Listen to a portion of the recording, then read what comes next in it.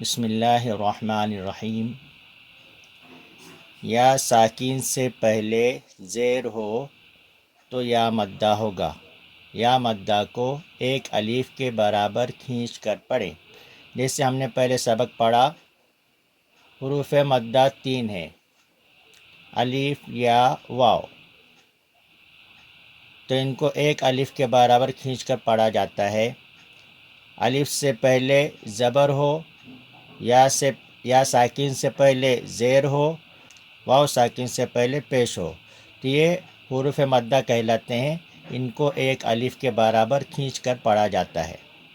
تو ہم حمزہ یا زیر ای، با یا زیر بی، تا یا زیر تی، ثا یا زیر ثی، جیم یا زیر جی، حا یا زیر حی، خا یا زیر خی، دال یا زیر دی، ذال یا زیر ذی، را یا زیر ری، زا یا زیر زی، سین یا زیر سی، شین یا زیر شی، صاد یا زیر صی، ضاد یا زیر ضی، طا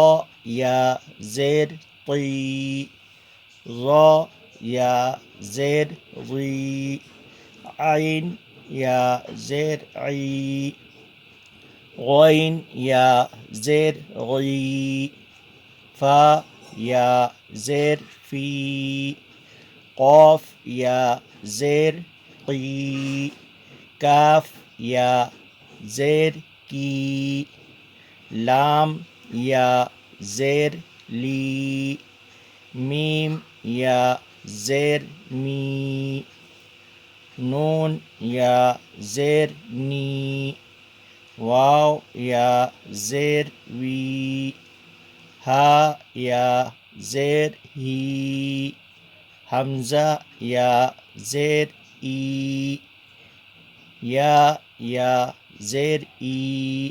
دیکھیے یہ جو حمزہ ہے تو اس کی آواز اور اس کی آواز دونوں ایک جیسی ہوتی ہے۔ بعض بچے اس کو ہی پڑھتے ہیں، حمزہ اس کو کہا جاتا ہے اس لیے اس کو ہی پڑھتے، ہی نہیں بلکہ ای ہے۔ جیسے اس کی آواز ہے ایسے اس کی آواز ہے۔ یہ کھڑا حمزہ ہے، یہ آڑا حمزہ ہے۔